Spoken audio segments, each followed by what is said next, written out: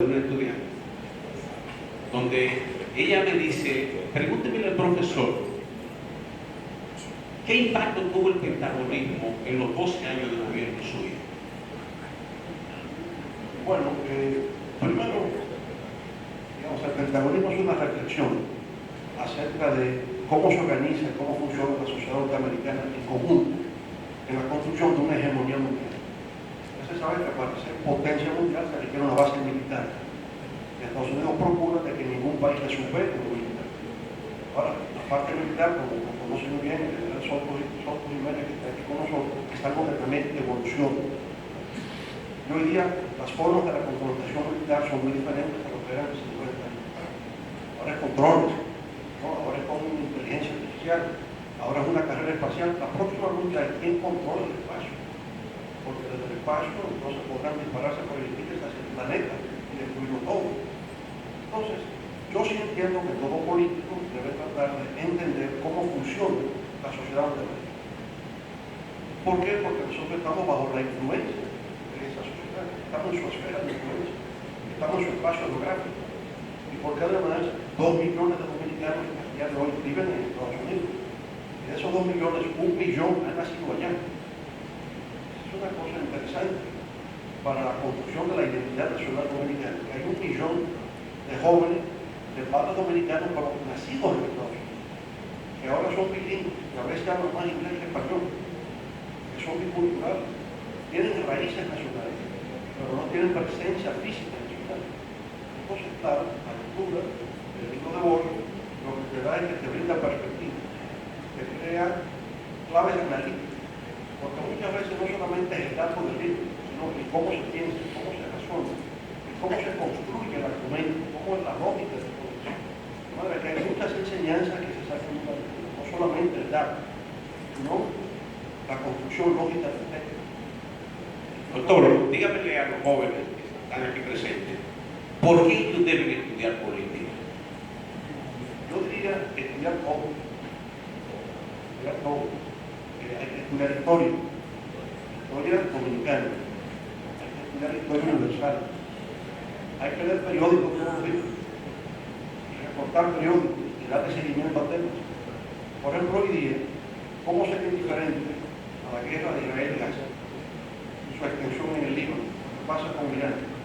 El periódico, el revista, y se pasa a la lectura del libro.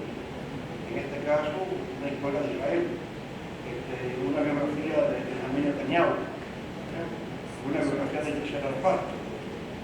Aunque a algunos profesores no les gusta, yo recomiendo Wikipedia. Wikipedia es el punto de partida, no el punto de llegada. Leyendo cualquier artículo de Wikipedia, te organiza el pensamiento. Te dice más o menos cosas básicas. Y si te da seguimiento a las recomendaciones bibliográficas, puede ampliar mucho. Yo suelo usar Wikipedia. Claro, un académico no va a aceptar que tú estés citando a Wikipedia como parte de tu trabajo científico. Pero yo digo, tú quieres conocer un tema, busca Wikipedia para enterarte. Eso se abre como un abanico bibliográfico para que tú puedas conocer. Entonces aquí volvemos a Terencio. Nada humano que esa gente. Cualquier manifestación humana debe ser objeto de aprendizaje. Creo en el aprendizaje permanente, aprendizaje a lo largo de la vida. Pero para eso también usted tiene que aprender a aprender. Necesita tener un método, porque nosotros no tenemos tiempo para pasarnos toda la vida sentados en un aula universitario. Yo tengo que aprender a estudiar solo y aprender solo. Entonces, aprendo solo, pero obviamente lo que yo aprendo para que permanezca, tengo que compartirlo, tengo que socializarlo, tengo que hablarlo con alguien, porque si no el conocimiento no me sirve para nada. De ahí la importancia de ser parte de una organización, para que sea el mundo académico, por supuesto, para empezar. Ser profesor, el que más aprende es el profesor, porque tiene que organizar cada lección. Entonces, a mí me sirvió mucho el primer estudiante universitario ser profesor de secundaria. Era profesor de Historia Universal, de Historia Dominicana y de Geografía.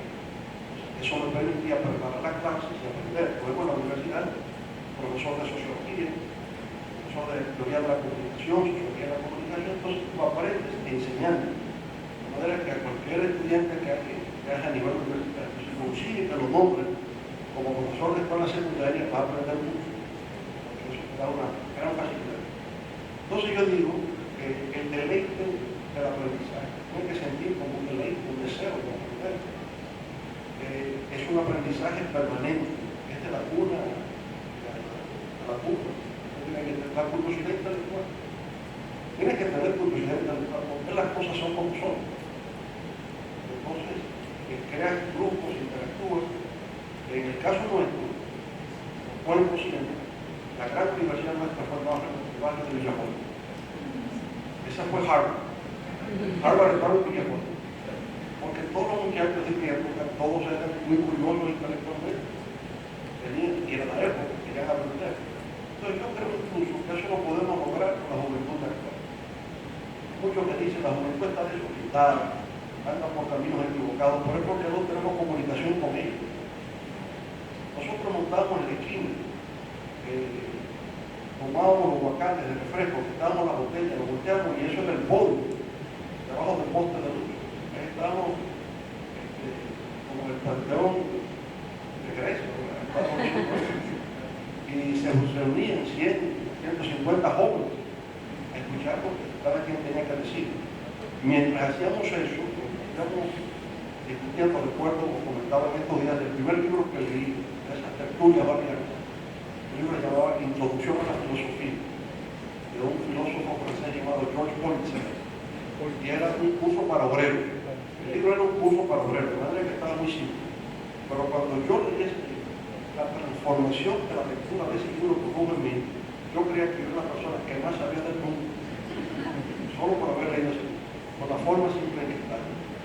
Pero leíamos de todo, entonces en el barrio, literatura norteamericana. Vamos a leer a gente buena. Que leíamos El viejo y el mar, para empezar. Hay que leerse ahora literatura rusa, vamos a leer los cuentos de Anton Chekhov, se leen los cuentos de Chekhov. Vamos a leer La guerra y la paz, de León Tolstói. Vamos a leer Los hermanos Karamazov, lo hicimos en el barrio, no fue en la escuela de la universidad. Sí, claro, vamos a entender. Gramsci es parte del marxismo occidental. El marxismo se divide, hay un marxismo ruso, que es el marxismo de Georgi Plejánov, es el marxismo de Lenin, Vladimir Ilich Ulyanov, Lenin, es el marxismo de Nikolai Bukharin, es el marxismo de Karl Kautsky. Digamos, el marxismo, yo diría, es un laberinto de ideas, que hay que aprender a navegar en ese laberinto que es el marxismo. Entonces, Antonio Gramsci es el marxismo occidental italiano. Entonces Gramsci viene después de Benedetto Croce, gran filósofo italiano. Y Gramsci, de alguna manera, es una forma distinta de ver la política a Lenin, incluso desde la estrategia de la toma del poder. ¿Qué es lo que Lenin plantea para el poder? Se toma el poder por asalto. Gramsci plantea se toma el poder mediante conquista de trincheras. Entonces, para Lenin, para Marx, se parte de la economía, para Gramsci de la superestructura cultural. Entonces, está en sus cuadernos de la cárcel, como